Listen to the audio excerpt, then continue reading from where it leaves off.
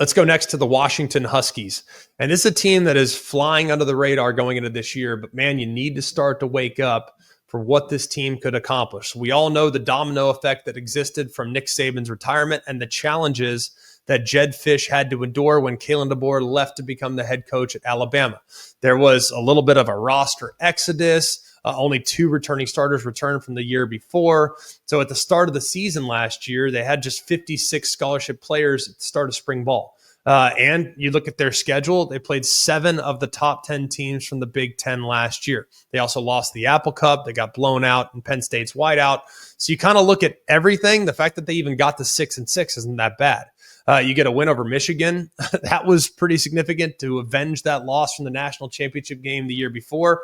And now you have some coordinator changes this year, which should be pretty intriguing. Brendan Carroll is the OC, Stephen Belichick. Those guys are both gone. Brendan Carroll, son of Pete Carroll, Stephen Belichick, son of Bill Belichick, both left to join their dad's staffs. He promoted internally, though, brought in Ryan Walters as the defensive coordinator, who's outstanding in the coordinator role, even though it did not work out for him as the head coach. The reason why I'm so optimistic about Washington this year, though, is Damon Williams.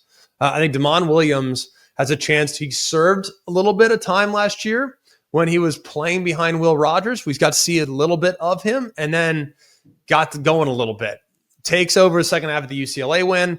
Doesn't do so well against Oregon. That was a tough situation for him. Took a ton of sacks. But you look at the bowl game, and he showed you exactly what he might be able to accomplish. Look at the numbers overall. 78% completion, 8 touchdowns, 1 interception. Was second on the team in rushing. If he had more attempts, he would have been at or near the top from an efficiency standpoint. In the Big Ten last year, I think he has a chance to be a superstar in college football. And if he reaches his potential, then look out. This Washington team could become a real problem. Jonah Coleman is back after being the feature back last year, went for over 1,000 yards. Should be in a pretty good spot there. They lose 3 receivers to the NFL from 2023. Weren't sure exactly what things were going to look like after those 3 guys left. Well, Denzel Boston takes over. He should be in the mix to become one of the top receivers in the entire Big Ten. There's a lot of hype surrounding Rashid Williams, who is an emerging star that they think has a chance to take a huge step. They bring in Penn State transfer Omari Evans, too, who I really like as well. In the offensive line last year, they had no depth. They were so thin. They lost a lot of key pieces. They have 16 scholarship offensive linemen this year, which is a massive difference from where they were a year ago. That was kind of the weak link last year. They, of course, gave up those 10 sacks to Oregon. This should be a group that's much better when you look at where they're heading here in 2025. New defensive coordinator Ryan Walters was at one point, when he was the defensive coordinator at Illinois, he had the number 1 ranked pass defense in the country in 2022. So this guy knows what he's doing. This should be pretty stable. This group kind of across the board. You do lose some key pieces on the second level, which will not be easy, but they added a bunch of transfers along the front.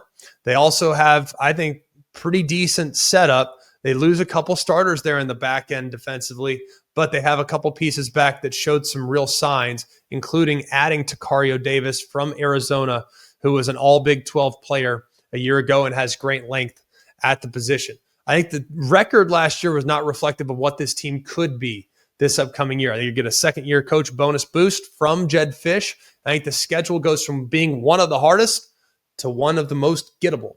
They draw just 5 of the Big Ten's bottom 8 teams, so that should be really helpful. They do get Ohio State, but that game's at home. They're at Michigan on October 18th. That'll be tough. They also draw Oregon in the final game of the regular season. They'll go to Washington State in the Apple Cup. They'll go to Wisconsin. They'll go to UCLA.